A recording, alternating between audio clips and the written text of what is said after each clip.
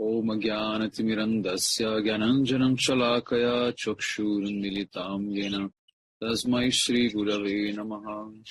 Gurave Gaurachandraya Radhikaya Stadalaye Krishnaya Krishna Bhaktaya Tadbhaktaya Namo Namaha. Narayanam Gurum Vande Saranyam Bhakta Bandhavam Gauramanovistam Purnam Radhadasyam Pradayakam Rupanugacharya Varyam Rupa Manjari Preshtakam Patita Pavana Karunyam Yugacharya Narayanam Vanchakalpatarubhyascha Kripa Sindhubhya Evacha Patitanam Pavanebhyo Vaishnavebhyo Namo Namaha. Namo Mahavadanyaya Krishna Prema Pradayate Krishnaya Krishna Chaitanya Namni Gaura Tuise Namaha. Shama Sundara Shikanda Shekara Ismera Hasra Murali Manohara Radhikara Sikamam Kripanide Swapriya Charana Kinkarim Kuru Tapta Kanchana Gaurangi Radhe Vrindavaneshwari Vrishabhanu Sute Devi Pranamami Hari Priya Vrindai Tulasi Devi Ai Priyai Keshava Sacha Krishna Bhakti Prade Devi Satyavatyai Namo Namaha. Shri Krishna Chaitanya Prabhu Nityananda Sri Advaita Gadadhara Srivasadi Gaura Bhakta Vrindam Hare Krishna Krishna Krishna Hare Hare Hare Ramu Ramu Ramu Hare Hare. So first of all, I begin offering my most humble obeisances to my Paramaradatam Shri Guru Pada Padma Nitya Lila Pravishtam Vishnupada Shtotara Sata Sisrimad Shila Bhakti Vedanta Narayana Goswami Maharaj Shila Gurudeva, and to my most worshipable Shiksha and Sannyasa Guru Nitya Lila Pravishtam Vishnupada Shtotara Sata Sisrimad Shila Bhakti Vigyana Bharati Goswami Maharaj, and to all Shri Rupanu Gauriya Guru Varga, to all Tridandi Sannyasis, Brahmacharis, Vaishnavas, Vaishnavis, and to all the assembled devotees here today, my most respectful obeisances. So, by the causeless mercy of Srila Gurudeva and all Mahabhagavatas Acharyas, we are able to assemble here one more time. So we will continue reading from the verse 9. Now the commentary of Srila Vishwanatha Chakravarti Thakur Sarartha Darshini. He says that he will begin presenting the conception of Srila Rupa Goswami from Ujjvala Nilamani. Shri Krishna has two kinds of gopis, Nitya Siddha and Sadhana Siddha. The Sadhana Siddhas, they are in two categories. Jyotik means those who came to Krishna in groups, and Ajyotik, those who came alone. Jyotiki are also from two types, Munichari and Shrutichari. So it means all the Shrutis means the Vedas, who perform the sadhana together as a group. They are known as Shruticharis. And the Munis who were doing sadhana together in the Dandakaranya forest, they are known as the Municharis. In Padma Purana, there are four categories of gopis: Rishichari, Shrutichari, Devakanya, and Gopakanya. So they are not ordinary humans.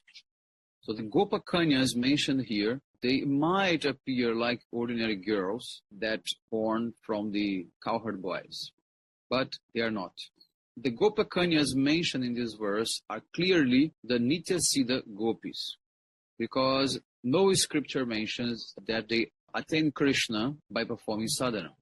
Now, one question comes. If they are Nitya Siddha gopis, why did they worship Katyayani Devi?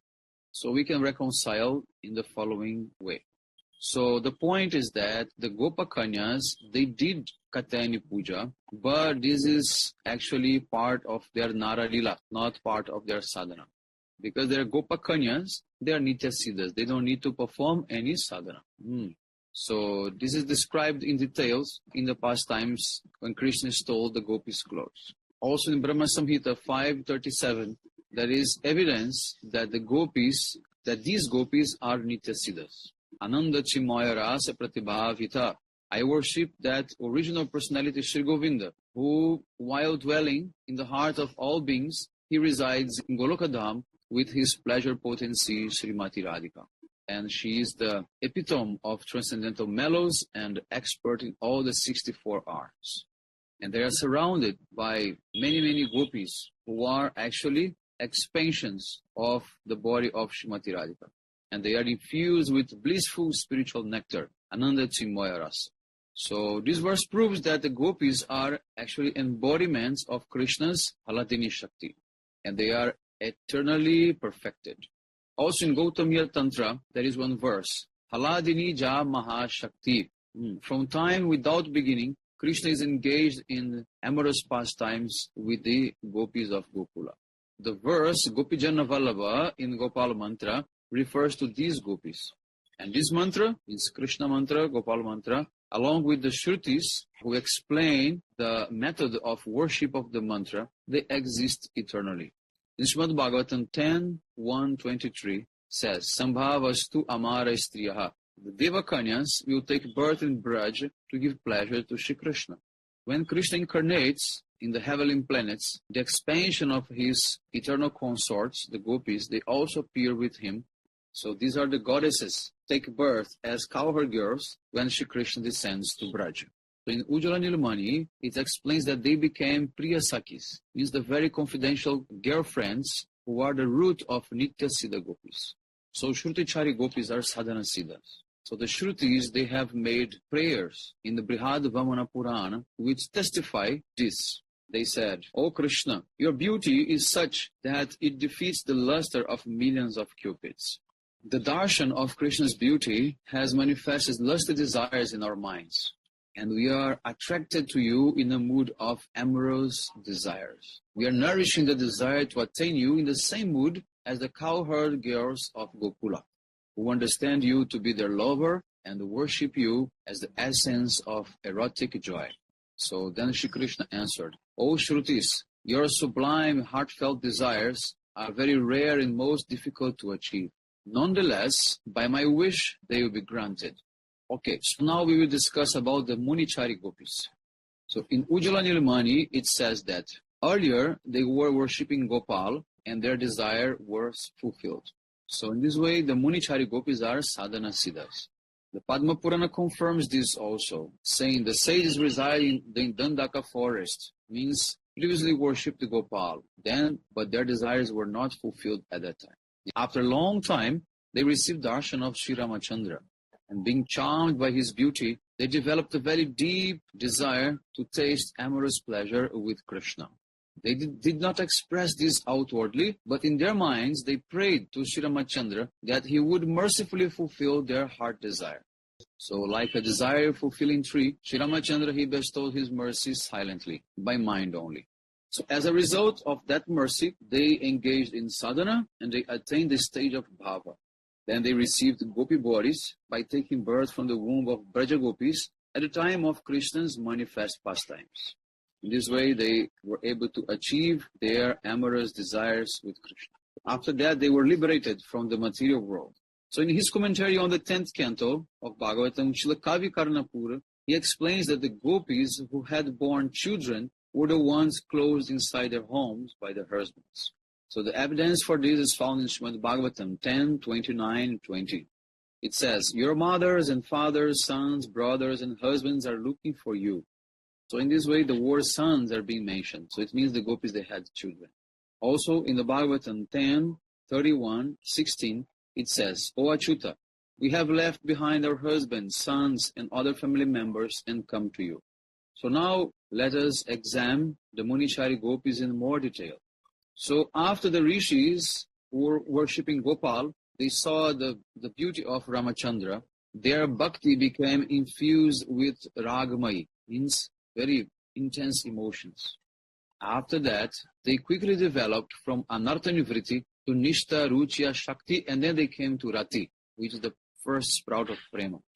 So even though they were still slightly influenced by the material bodies, Jogamaya brought them to Gokula and gave them birth as a cowherd girls in Vrindavan. Some, not all, some of these Nitya Siddha, of these Sadhana Siddha gopis, they were fortunate to get association with the Nitya Siddha gopis. So when their teenagehood was starting, they became filled with Purvarag, means a very intense desire to meet with Krishna. So at that time, when they were feeling this Purvaraga, they were in trance. And somehow, Krishna came and touched their bodies. And by that touch, all the remaining vestiges of material contamination were totally burned off. all the remaining faults were totally disappeared. So in this way, after they manifest the stage of Rati or Bhava, they came quickly to Prema, Sneha, Mana, Pranaya, and other higher stages. And like the other gopis, they were also married. But right from the beginning, Yogamaya protecting them from the touch of their husbands by providing their duplicate forms. In this way, they were never contaminated by the contact with their husbands. In this way, with their transcendental bodies, they got a good fortune to join Krishna for Rasa dance. So on the night of Rasa, they heard the flute song and they came very eager to meet with Krishna. Although they had husbands, Yogamaya managed somehow they could come and meet with the Nityasiddha gopis. But the other group of Municharis, they were not able to associate with the Nityasiddhas. Therefore, the remaining contaminations were not burned off. They were also married, like all the other gopis, but they were somehow enjoyed by their husbands, and they have also given birth to children. And only much later, they were able to associate with the Nityasiddha gopis and develop Purvaraga for Krishna. In this way, they start to develop this greed to meet with him. But despite of receiving the mercy of the Nityasiddha gopis, they were not still yet fit to have the physical touch of Krishna, because somehow or other they had contact with their husbands. Therefore, they were not able to serve Krishna. So therefore, at that night, Yogamaya could not help them to join Krishna. Yogamaya only helped the gopis who had Jata Prema, means the ripened Prema. But she did not facilitate for those gopis who had relations with their husbands before. So in this way, their husbands could stop them, and they were locked in their houses. And by that, they were feeling so much anguish. And they thought their husbands as their greatest enemy of their lives. And they felt that they were actually bereft of all good fortune. And they were on the verge of death. On this condition, someone will remember his mother or any other beloved family member. But these gopis only thought about Krishna. And they meditated on him deeply, seeing him as the only friend of their soul. So this is the purport of this verse. Their husbands stopped them at the doorway of the house, threatening them with sticks in their hands and chastising them. So prevented from going out, they were trapped inside the house. Therefore, it was not possible for them to join Krishna. So these gopis then, they focus their mind fully in Krishna, accepting him as their only well-wisher. And they begin to call out, Ha ha praneka bandhu, Allah's friend of my life heirs. O ocean of amorous hearts in Vrindavan, beloved life after life. At this last moment, I am unable to behold, to see your beautiful moon-like face, but in my heart I am having your darshan. So closing their eyes, the gopis meditated with intense hankering on Krishna. And then they connected with him in their hearts. So this is the end of the purport of the commentary of Srila Vishwanath Chakravarti Thakur on the verse 9. Vanchakalpatarubhyascha kripa sindhubheva cha nam pavanebhyo vaishnavebhyo